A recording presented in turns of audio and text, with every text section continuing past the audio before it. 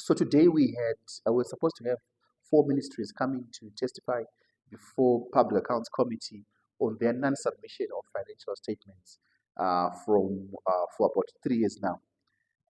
So the first one, so the real reason why we called them was because the Public Finance Management Act, in terms of Section 35, mandates every accounting officer, so every ministry, every permanent secretary, to produce financial statements that are then reviewed by the Auditor General in terms of the Audit Office Act. And also the Constitution is very clear that Parliament must monitor all expenditure and revenue that is incurred by the government and all its agencies and entities.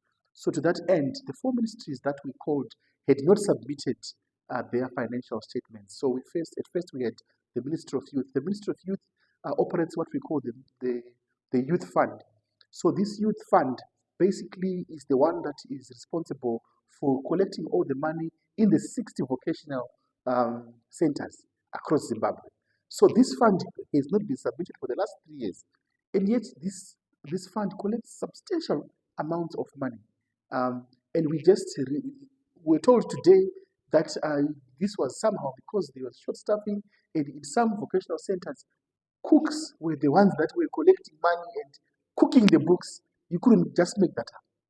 So, and also the last time the accounts that were submitted, that was for 2020, had a disclaimer of opinion, meaning that they were so haphazard, the books, that the Auditor General could not even get and find an opinion or make an opinion on that audit. So that is the worst audit result that you can get.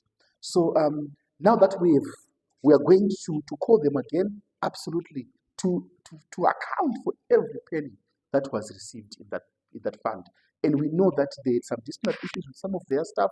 They said one of the accountants was arrested or something, but we are going to make sure that they account for every single penny. And then other ministries have a plethora of issues why they were failing to submit financial statements. But our rallying call to them is that you must submit your financial statements for auditing.